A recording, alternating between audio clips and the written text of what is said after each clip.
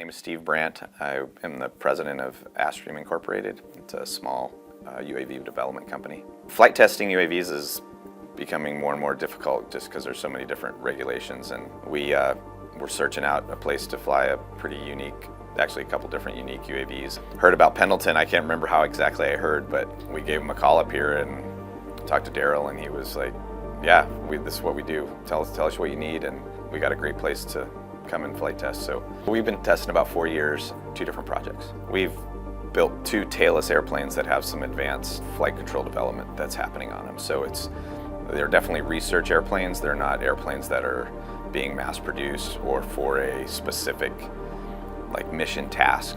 It's more about research and development of advanced flight control capabilities. We actually went to a different range first for our first flight test. It was a bit cumbersome and pretty demanding on paperwork and timing and cost, actually. We ended up going there, doing a single flight test, and the cumbersome work that we experienced getting there was also duplicated when actually operating there. And that's not uncommon.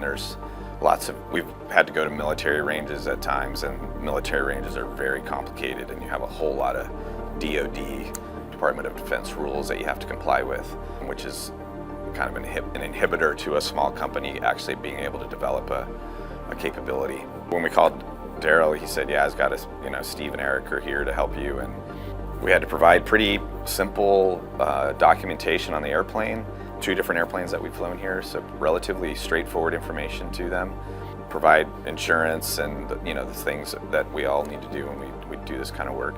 Big thing, he got us a COA, which is a big deal for our airplanes. Don't fall under Part 107, which most people understand what Part 107 is, so we don't fall under that, so we have to have specific approvals to fly, and that process was pretty seamless and painless to us.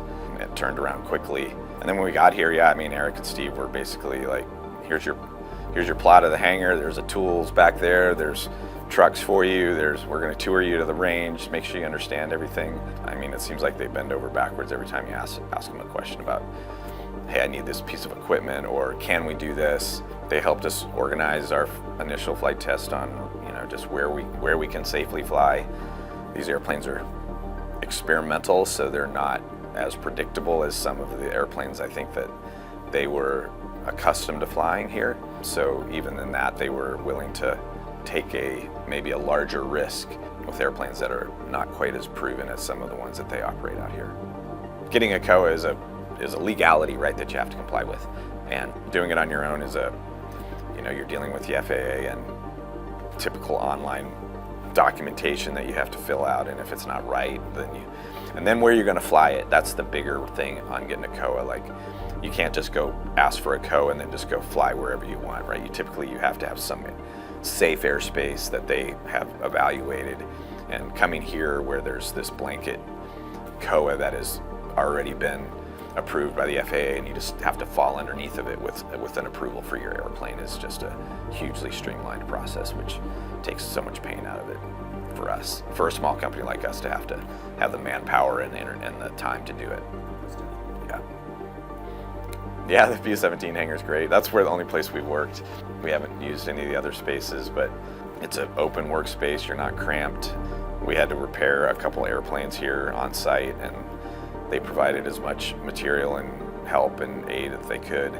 They accommodated us shipping stuff here to have it available for us when we had to work and repair a couple airplanes after small incidents, that you have to get the airplanes back a little bit back together. And it's a great, comfortable place to work, and you're not cramped and feeling like you got squeezed into a corner somewhere.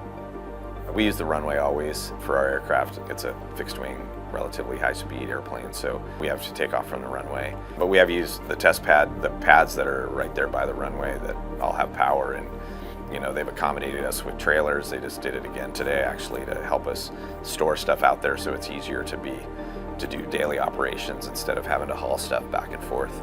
Clearly there's power and water and everything out there to make it more comfortable, and it's really close to where we're operating, which is really nice when you're flying relatively small UAVs. It's hard to operate when you're on the other side of the airfield or something. You can't see it. But the tower and all those guys have been great too.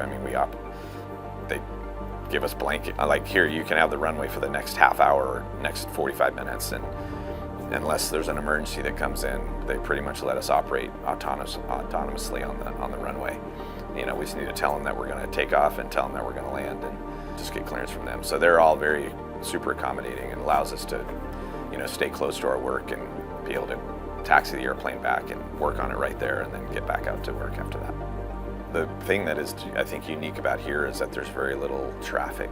A lot of these other airports are actually pretty busy or busier, and you know, to get access to a runway that's as nice as this one is not common, especially for maybe a block of time that you really needed to execute on. So typically the controllers are fine. It's just how well they're able to interface UAVs into the daily ops is probably pretty unique here. They seem like it's just second nature to them. So yeah, in general, I would say the two biggest things are responsiveness and the ability to accommodate a unique kind of flight operation that we have. So that the responsiveness, I mean, we finally solidified this event that we're at right now like 6 weeks ago, and we were able to make sure everything was in place. They were ready for us. So that's probably the biggest one, is just they're able to respond and accommodate pretty quickly. And then the other one is it's super affordable for a small company. For the services we get and the cost that it is, it's a huge win for a small company like ours. I've probably talked and flown at 5 different ranges, all the different work that I've done. None of them have been as just simple, accommodating, and able to get in here and execute. The weather's usually great. The facilities are very adequate for what we need to do. I mean, yeah, if you had a big project that you wanted to operate out of here you needed a hangar or something, I mean, they have that accommodation. So having gone to many others, either tried to go there or actually operated there, this would be my top choice to come back to, and that's why we're back again for our, I don't know how many, 5th or 6th time that we've been here. So